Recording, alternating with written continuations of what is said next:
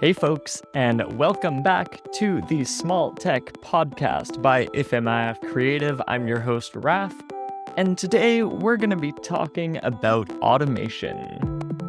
So specifically, I want to talk about sort of internal process automation and the tools that you can use for that, why you should, why you shouldn't, pros and cons, and we'll dive into some of the specific tools that we've used. Of course, all of this in the context of small tech, building a small tech business. And yeah, let's get right into it. So, why would you want to use any automation tools for your business? It seems pretty obvious. You want to reduce the time spent on repetitive tasks. You want to give people more time back to do creative work or other types of work. Specifically in the context of a small tech business, I think there's a lot of work that we do across different tools, across databases and spreadsheets and documents and email and I don't know, all kinds of other things. Maybe your accounting tool or your payment processor. And when you move back and forth between all of these tools, I think there is some mental overhead that's required for that. The sort of context switching between one app and another. And it just takes time to manually move stuff around. And computers are really good at moving bits of data around. So why not use the computers to do that type of work?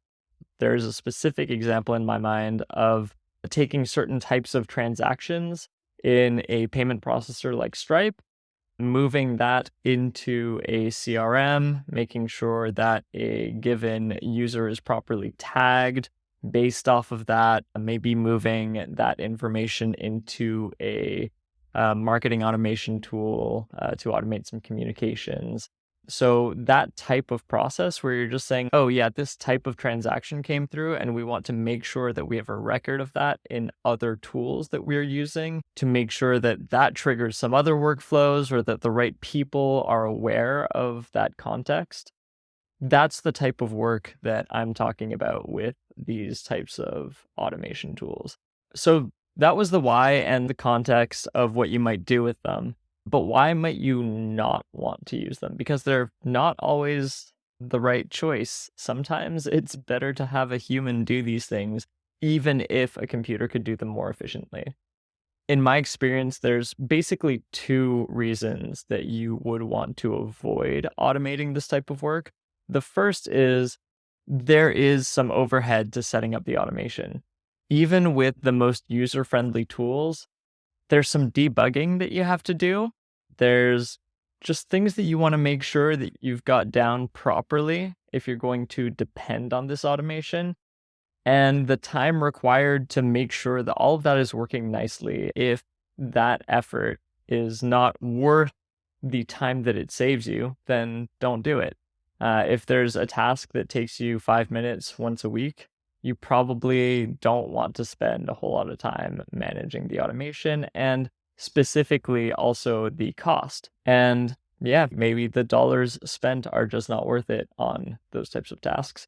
The other side of it is once you start depending on automations, you are to some extent locking in that process.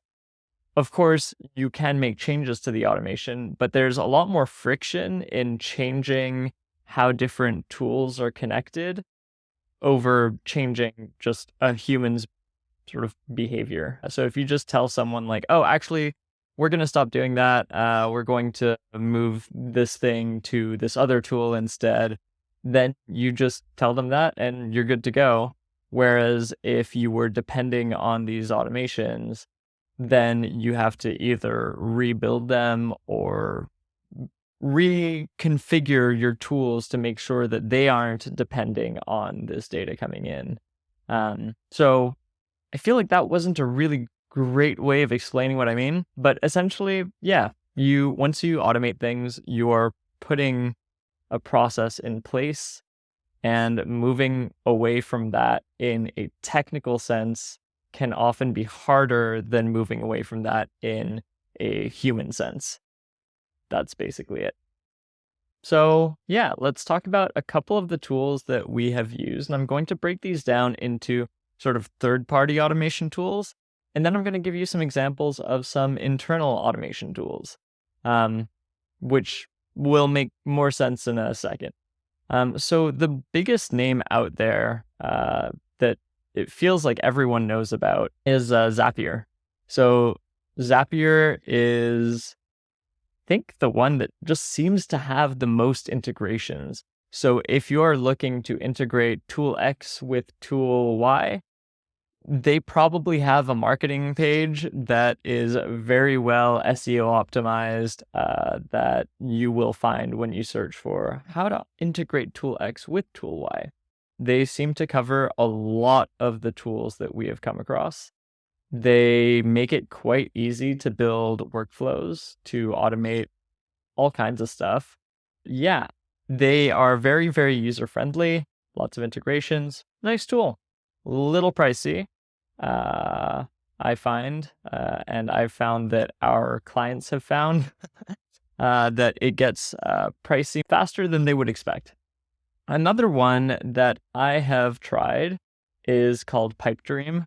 This one is very developer focused. They used to have a pricing system that I liked more than Zapier. Now it looks a lot more similar, though.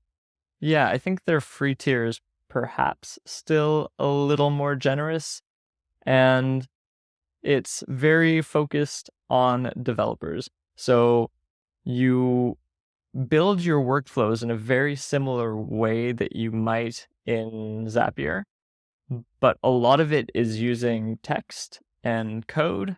Even if you have sort of a visual builder within it, you're kind of interacting with code, and you can actually just write straight up code quite nicely in there, which, to be fair, you can also do in Zapier. But I feel like the Pipedream experience is a little better optimized for coding than the Zapier code blocks. Yeah, so that's another interesting one, especially if you're familiar with code. The third I want to talk about is called Make, and it used to be called Integromat. It costs a lot less than the previous two. So if you are looking for something and you are on a tighter budget, I would definitely look at that first. I haven't used it in a few years, but one of the things I remember being really interesting is I think it fit nicely between Pipedream and Zapier, in that it had sort of that user-friendly feel of Zapier, while also giving you some of the flexibility and tooling that you might want as a developer. So for those developers out there who are listening to this, you could, for example, integrate with arbitrary applications, kind of using OAuth and specifying the endpoints that you wanted to hit. And you could build pretty custom workflows using their tools. They also had a really neat system to organize your branching workflows. At the time, Zapier did not really have a great way of doing sort of conditionals and moving down one branch of a tree. It was all very linear. Now Zapier has a bit of a better user experience in terms of creating branched workflows. Integromat, now Make, has a really nice visual tree where you can see how data flows through the tree, and you can branch out or bring things back together. They also have ways to store data between tasks and move things around also between runs. So if you just need to, have a counter to say how many times does this automation run, you can do that. You can have a number that starts at 0 and just increment it every time it runs. Stuff along those lines. I mean, you can get a lot more creative than a simple counter example, but yeah, there's a lot of neat stuff you can do there. So those are the third-party ones, and essentially they all allow you to connect to your tools. So when a Stripe transaction comes in, move something into Pipedrive, the CRM, and maybe add a record in a spreadsheet. And I don't know, maybe do something else, and only do it on the condition that that Stripe transaction is from an email ending in domain XYZ. So you can do that sort of stuff with all of these tools. But there's also internal automation systems that I think are worth exploring and discussing in this same context. And so a lot of project management tools like Asana and ClickUp, I'm sure many of the others as well, have automations built into their systems. And so with ClickUp, we have a couple automations that we use. But you might say that if you have a form for a ticket for a product that you're building, that you want to move that into a particular list and you want to tag it a certain way based off of something that the user submitted, and make sure that a particular team member is notified. You can do that sort of stuff with the automation tools built into ClickUp. Asana has something very similar.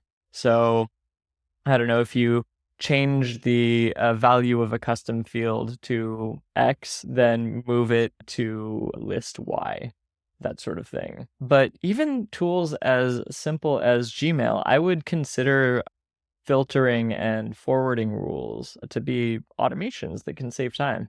So I use an app called Reader, Readwise Reader, to go through newsletters and stuff like that.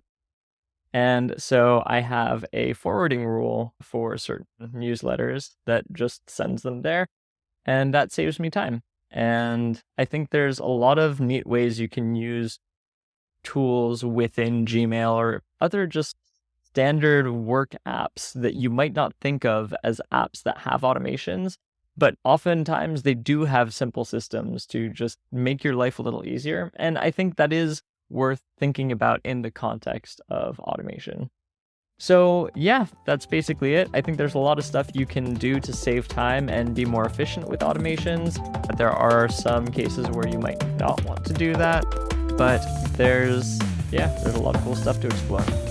So if you want to hear more about this stuff, make sure to give us a rating in your podcast app of choice, like and subscribe on YouTube and all of that other fun stuff.